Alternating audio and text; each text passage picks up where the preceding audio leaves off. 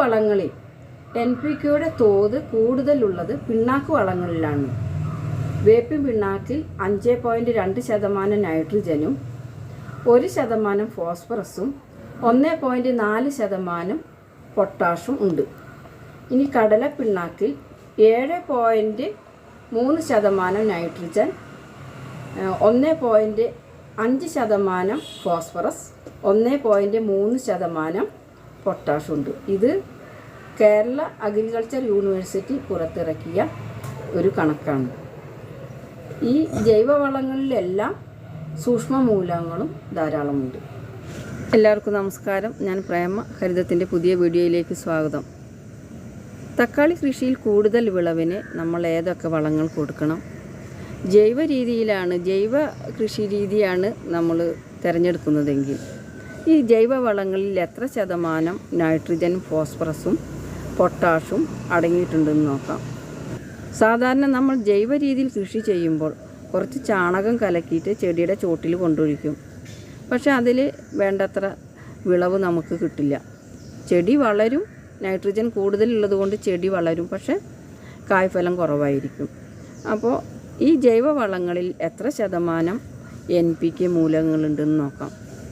നമ്മൾ ഏറ്റവും കൂടുതൽ ജൈവവളമായി ഉപയോഗിക്കുന്നത് ചാണകം തന്നെയാണ്. ഈ ചാണകത്തിൽ 0.5% മാത്രമേ നൈട്രജൻ ഉള്ളൂ. ഫോസ്ഫറസ് 0.2%, പൊട്ടാഷിൻ്റെ അളവാണെങ്കിൽ 1%. ഇനി കോഴിവളത്തിലേക്ക് നോക്കാം. 1.8% നൈട്രജൻ ഉണ്ട്. അതേപോലെ തന്നെ 1.8% ഫോസ്ഫറസ് ഉണ്ട്. പൊട്ടാഷ് 0.2% മാത്രമേ ഉള്ളൂ.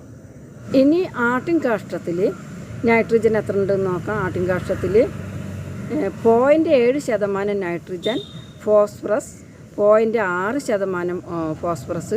പൊട്ടാഷാണെങ്കിൽ ഇതിൽ 1% പൊട്ടാഷുണ്ട്. പൊട്ടാഷിൻ്റെ അളവ് കൂടുതലാണ്. ചാണകത്തെ അപേക്ഷിച്ച് വേപ്പിൻ പിണ്ണാക്കിൽ നൈട്രജനും ഫോസ്ഫറസും പൊട്ടാഷിൻ്റെ അളവും വളരെ കൂടുതലാണ്. അതിലും കൂടുതലാണ് കടല പിണ്ണാക്കിലുള്ള നൈട്രജൻ NPK അനുപാതം എത്രയാണെന്ന് നോക്കാം. കടലപ്പിണ്ണാക്കിൽ നൈട്രജൻ 7.5%, ഫോസ്ഫറസ് 1.3%, പൊട്ടാഷ് 1.5%. ഇത്രയാണ് നമ്മൾ സാധാരണയായി ഉപയോഗിക്കുന്ന ജൈവവളങ്ങളിലുള്ള NPKയുടെ അളവ്. 0.2%.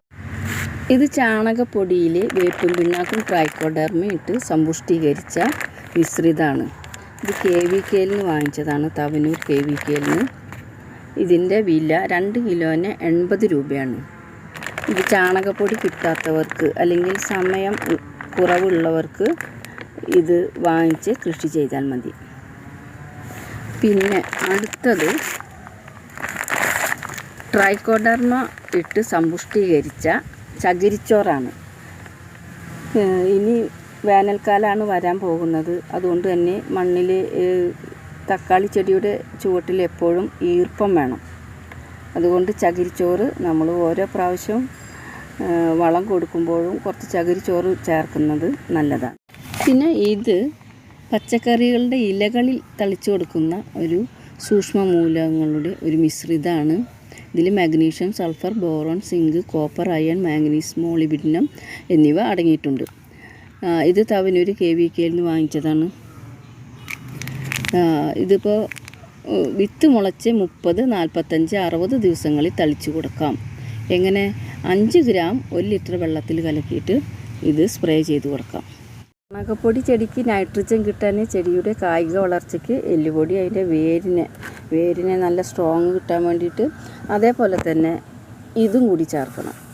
ഇത് കാൽസ്യം ഉള്ളതാണ്. ഇത് മുട്ടത്തോട് പൊടിച്ചതാണ്. ഇതൊരു പിടി ചേർക്കണം. കാരണം തക്കാളി ചെടിക്ക് കൂടുതൽ ആവശ്യം വരുന്ന ഒരു മൂലകം കൂടിയാണ് കാൽസ്യം. അപ്പോൾ നമ്മൾ മണ്ണ് ട്രീറ്റ് ചെയ്യുമ്പോൾ കാൽസ്യം കിട്ടാൻ വേണ്ടിയിട്ട് അതിൽ കുമ്മായം ചേർക്കാറുണ്ട്.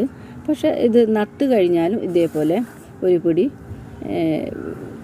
ഇത് കാൽസ്യം അടങ്ങിയ വളങ്ങൾ ചേർക്കണം. അപ്പോൾ ഇത്രയും കാര്യങ്ങൾ ശ്രദ്ധിക്കണം.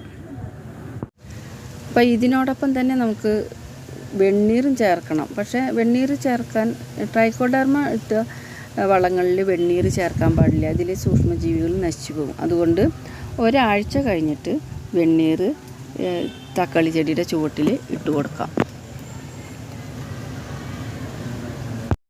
പച്ചക്കറി വിളകളൊക്കെ ഹ്രസ്വകാല വിളയാണ്. ഒരു 4 മാസത്തിൻ്റെ ഉള്ളിൽ തന്നെ ഇത് വിളവെടുപ്പ് നടത്തും. അപ്പോൾ അതുകൊണ്ട് വളം കൊടുക്കുമ്പോൾ ശ്രദ്ധിക്കേണ്ട കാര്യം നന്നായി പൊടിക്കണം.